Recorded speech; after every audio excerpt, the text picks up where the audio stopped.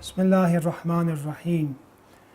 We were talking about the guidance of Imam Ali. We said that the question of successorship, the question of who should be the guide of the ummah, of the nation of Islam after the Prophet, in Surah Ra'd, Ayah 7, it says, وَلَكُلَّ قَوْمٍ هَادٍ.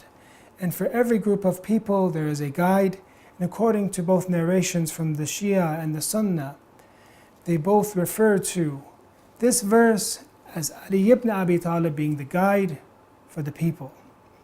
Imam Ali alayhi salam, his guidance surrounds us. His speech is guidance. His actions are guidance. He himself has the authority with the permission of Allah to directly guide us. And this is what we're going to talk about on such a night, the night of the martyrdom of Imam Ali alayhi salam, about the guidance of Imam Ali and how it worked.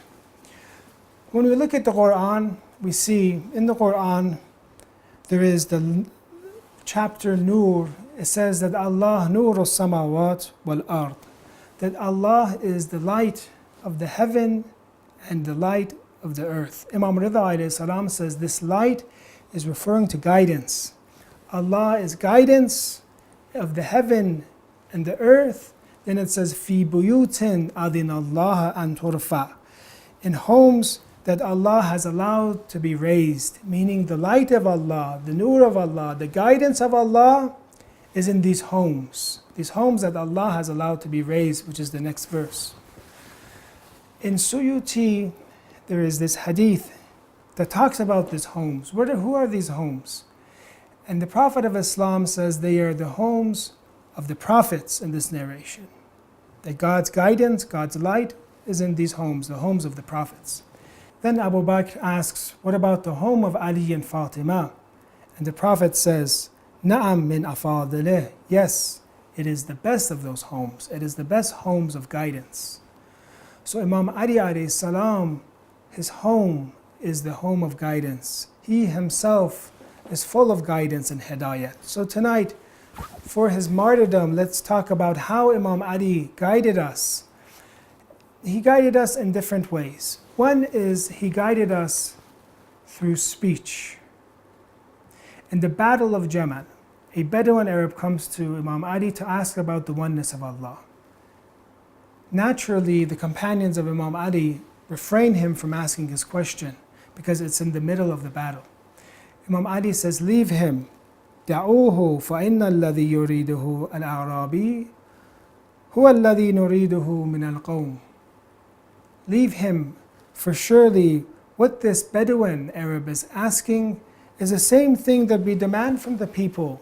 He is talking about Tawheed. We are fighting for Tawheed. We are fighting for the oneness of God. So in the middle of the battle, with all the responsibilities that Imam Ali had, he guides this person. His speech guides him, and he talks about how the oneness of Allah has different meanings, and it shouldn't mean these meanings, these definitions, it should mean this. So Imam Ali, his speech is guidance. Another example of the guidance of Imam Ali is his encouragement for knowledge. He encourages us not to only worship Allah, but also to seek knowledge and improve ourselves, to educate ourselves. In a narration, Imam Ali alayhi salam says, Al-muta'abbid ala ghayr fiqhin, a person that worships God without knowledge, without deep knowledge, kahimar tahuna, is like the mill donkey. In a horse mill, there is an animal that is used as a source of power to be able to grind the grain. It goes over and over in a circle. Imam Ali alayhi salam says, such a person, yaduru wala yabra. He goes in a circle, but he doesn't leave his position. A worshipper without knowledge is just circling himself and is not progressing at all. And this is the encouragement that Imam Ali alayhi salam had for knowledge, for us to seek knowledge. Another way that Imam Ali guides us is that he guides us through his actions. One of the greatest tests that a person can face is when they reach power. How did Imam Ali alayhi salam act? What did he do when he had power? We look at what one of the scholars that are Christian, that aren't even Muslim, by the name of George Jordag, what he says. George Jordag passed away maybe about a few years ago, maybe about 10 years ago. He was a Christian historian that fell in love with Imam Ali. And he himself says that if God were to take away all of the blessings that God has given to the creation, but instead put one more Ali ibn Abi Talib for us, it would be worth it. He loved Imam Ali. He investigates the life of Imam Ali and he compares it to what the United Nations today says about human rights. He says that the human rights that Imam Ali had, and this is when Imam Ali has power, he said is much more superior than the United Nations human rights. Why? Because it was one person that instructed these things. It was Imam Ali. But in the United Nations, he says, it was a group of people. It was 1400, 1300 years ago, but this was today. And that most importantly, he says that Imam Ali acted upon it. He was very strict when it came to human rights. He was very strict when it came to justice and fairness, especially when he had power. Look at the stories. For example, when we talk about Imam Ali, he is distributing the Baytul Mal. He would distribute the money of the Muslims. When it was done, he would broom and brush and clean and sweep the room of the Baytul Mal, and he would recite 2 units of prayer. Then he would refer to the gold and the silver and would say to him, Ya Safra wa Ya Bayda, O yellow, O gold, O white, O silver, Ghurri Ghayri, deceive somebody else. You cannot deceive Ali ibn Abi Talib. I will not be unjust, I will not be unfair when it comes to distribution of people's money, of the money of the Baytul Mal. So this is how Imam Ali alayhi salam, his life is full of guidance. His life is full of justice. His life, his actions guide us. The compassion he had towards the orphans. He would take the orphans, he would play with them, he would feed them honey in such a way that some of his companions wished they were orphans, and Imam Ali alayhi salam would give them honey in the same way that he would give them honey. Another way that Imam Ali guided us is that he guided us metaphysically. He takes us where we need to be. That they guide with the command of Allah, with the permission of Allah, they take and they guide people and they take them where they need to be, which is proximity and closeness to Allah.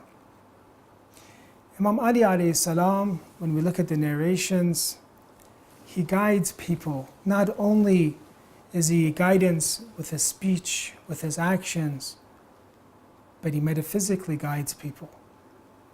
Man arad Allah bada'a bikum, you read. Whoever wants Allah, whoever desires Allah, he seeks you, the Ahlul Bayt. The Ahlul Bayt will metaphysically guide people. Not only in this world, but in the hereafter. One of the people that Imam Ali alayhi salam guided was Maysama Tammar. Maysama Tammar was a person that was a slave. And that Imam Ali, these 3 dimensions of guidance, he guided them all 3 to Maysam. One was that he guided with speech. He took Maysam, he freed them, and he began to teach him, he began to educate him. So much that Maysam Tammar became one of the great scholars of Islam. Also Imam Ali, through his actions in Kufa, he would guide Maysam Tammar. So much that Maysam Tammar began to truly love Imam Ali. And he fell in love with Imam Ali. And Imam Ali gave him this 3rd type of guidance, which is the metaphysical guidance. He took him where Maysam Tammar needed to be. And he told him that in this tree, as it says in the tradition, this tree is where you will be hung one day. And Maysam Tammar, it says, would go to that tree and say, this tree, to him, to the tree, you are for me and I am for you. He would water it and would be ready for his martyrdom. And in the year of 60, Ibn Ziyad finally, after that Imam Ali alayhi salam passes away, that Maysam becomes a companion of Imam Hassan, and becomes a great companion of Imam Hussein. 10 days before Imam Hussein reaches Iraq, Maysam there becomes, Ibn Ziyad comes and gets Maysam and tells him to separate yourself from Ali ibn Abi Talib, and he doesn't, and instead sings and recites the praise of Imam Ali. And they remove, just how Imam Ali said, they remove the tongue of Maysam and becomes a martyr and gets this great position because Imam Ali ﷺ guided him with these three ways. Imam Ali's guidance is not only in this world. Metaphysically, he guides us in this world and also in the hereafter. We will conclude tonight with this narration that the Messenger of Allah asked Jibreel, this is from Manaqib Ali Abi Talib alayhi salam, that the Messenger of Allah asked Jibreel, how will my nation pass the narrow bridge? Jibreel left and came back, said, Innaka tajuzu salat binuri. God sends His salam to you and says that you surely will pass the bridge with my light. So the Messenger of Allah asks, what will happen to my ummah? What will happen to my people? How will they pass the narrow bridge? He is concerned. And Jibreel goes and comes back and says, first of all, you will pass with the light of Allah. Wa Ali ibn Abi Talib yajuzu as-sarat binurik. Ali ibn Abi Talib will pass the bridge with your light, the Messenger of Allah. Wa ummatuk tajuzu as-sarat binur Ali. And your nation will pass the bridge with the light of Ali. So the Prophet passes the bridge with the light of Allah. Imam Ali passes the bridge with the light of the Rasul. And the nation and the ummah passes the bridge with the light of Ali. فَنُورُ أُمَّتِكَ مِن نُورِ Ali. The light and the nur of your ummah, the light of the believers is from the light of Ali. وَنُورَ عَلِي مِن نُورِكَ وَنُورُكَ مِن نُورِ اللَّهِ. And the nur of Ali is from your nur, from your light, the Prophet of Islam. And the nur of the Prophet is from the nur of Allah. لِكُلِّ شَيْءٍ جَوَازٍ. For everything there is a permission. The narration ends.